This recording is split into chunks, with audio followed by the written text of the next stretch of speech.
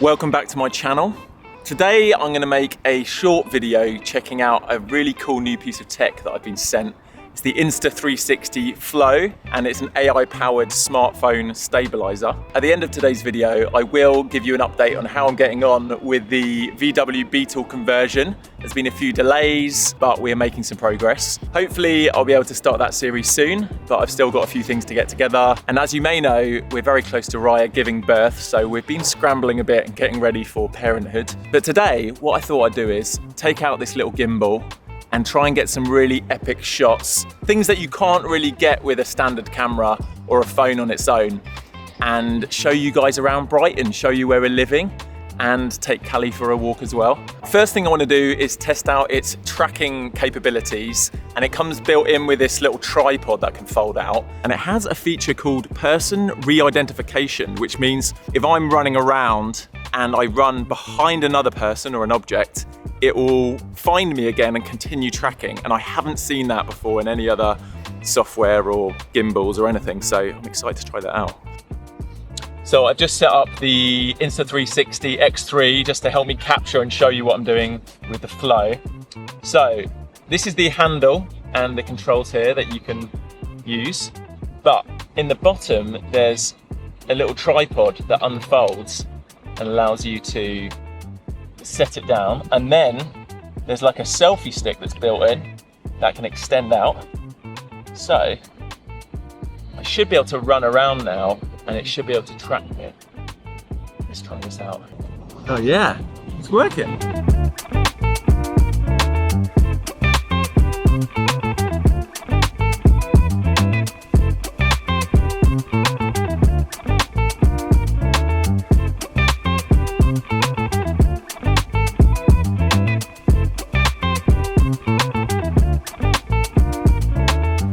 Right, I'm recording the screen so you can see what I'm doing here, but I'm going to draw around Callie and that will now be tracking her. I hit record.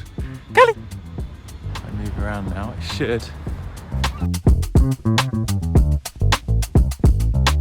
Go get it, Callie!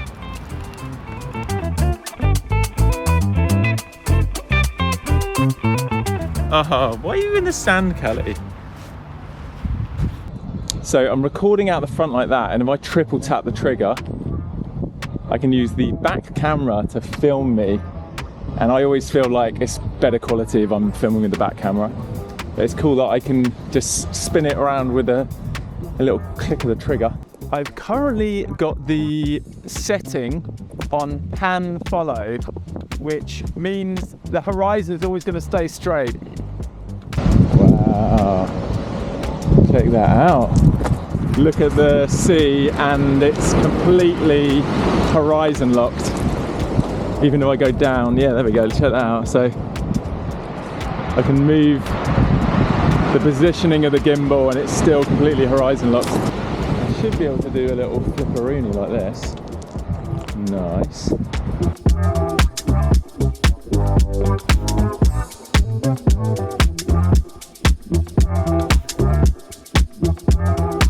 Callie, what am I doing? She's like, can you stop following me? What I'm doing now is squatting slightly whilst I'm walking. It's called ninja walking. And it takes a bit of the bounce out the steps, because even with gimbals, you still get a little bounce. Now, obviously I'm filming landscape horizontal for a YouTube video. But if I was filming for TikTok or Instagram or anything vertical, if I just double click this button, it switches the orientation of the phone to vertical, which is pretty cool. What's pretty cool about the Flow as well is I've got full camera control from the gimbal, so I can start recording, I can switch from the back to the front facing camera, I can control the exposure. Wow, so much control.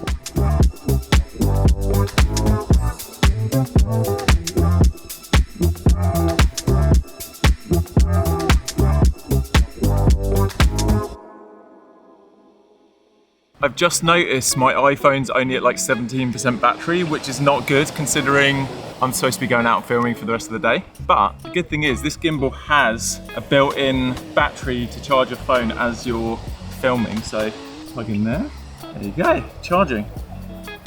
Hopefully that'll keep me charged all day. One of the cool features I've noticed with the Flow in the software is that there's a feature called the Shot Genie Library, and it basically detects where you are by, I guess, looking at the visuals of what you're pointing the camera at. So it knows I'm at the beach, and it's got a Shot Genie library of suggested shots, and it basically helps you build a creative video shot by shot with suggestions. So I'm going to try some of those shot suggestions now. So it's suggested the solo trip to the beach Shot Genie sequence. So I'm going to go through each of these. I think there's 7 shot suggestions, and it's going to talk me through it.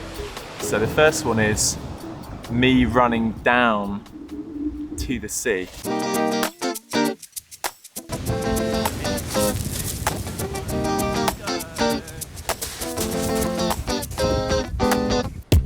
Okay, next one, my shadow. Okay, let's go.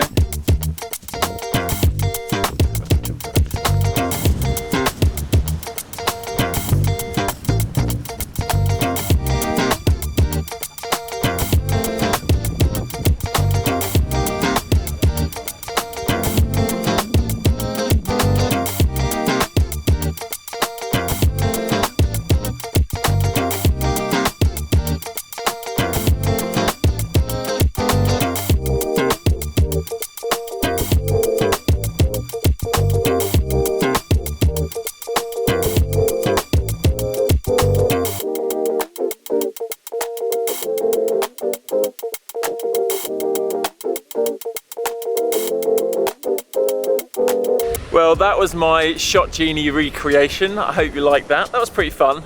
Definitely if you're needing some creative inspiration, I think it's good for getting you going, basically. Maybe for people that haven't really shot much before and maybe want to experiment with capturing some classic shots for storytelling. Before we carry on down the beach, I'm going to try another feature. This is the hand gesture feature that allows you to start tracking yourself or recording remotely, just raising your hands. So let's see if it works.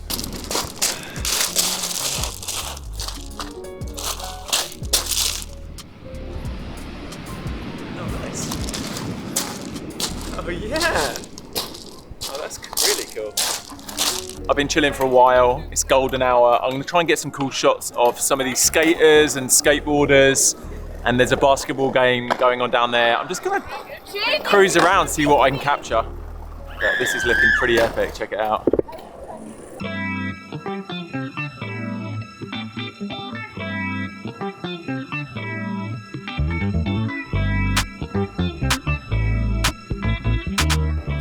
I can also use this wheel to zoom in.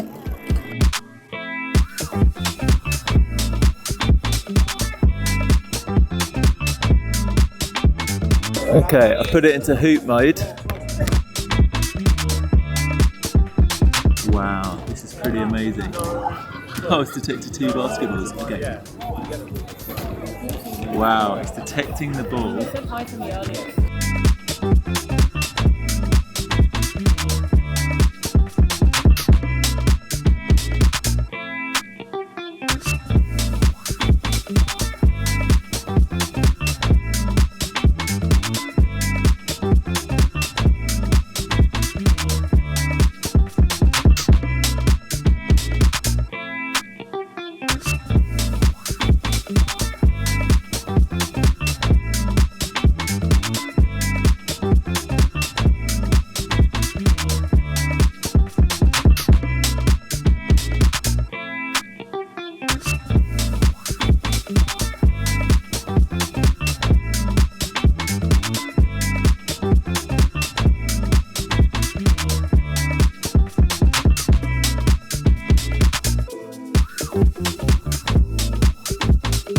Right, I've managed to track onto this guy skating, and it's doing the person re-identification thing. He's like skating behind people. It's working so well.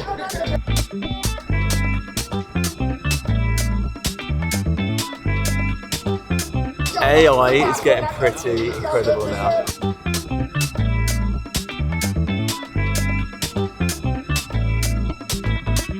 still playing around with the gimbal and learning a lot. I think it's pretty cool because obviously anyone can pick this up and just start using it in auto, and it stabilizes your shots. It's kind of the quick deploy, fits in your pocket or bum bag. But then there's also loads of settings you can dive into and advanced modes you can play around with. So that's what I'm trying to figure out. Right, so the 4 main modes are auto, which basically detects what kind of movement's happening, and if you're running and there's lots of movement, it'll be more stable and it'll follow your movements a little slower. And then if you're walking slower movements, it'll kind of follow, and it does pan and tilt, but it's got the roll locked, so it will essentially lock the horizon. If I flip across to follow mode, that's just more responsive. So that's, I guess, if you're doing a slower movement, it will follow you panning, tilting, but again, it's locked the roll. So pan follow tries to keep the horizon level, but then it doesn't go up and down, so it doesn't tilt. And then, I haven't played around with this mode much yet, but FPV mode now allows me to use this wheel to roll the camera. So it gives you those crazy kind of spinning shots. I probably wouldn't use this a lot when filming, but I think it could be cool for an establishing shot or something cinematic. Or I guess if you're trying to replicate an FPV drone where it kind of tilts as it's flying. Right, head across there. Right, I'm back home. That was a really fun day. I hope you guys have enjoyed learning about the Insta360 Flow, as I've been learning about it.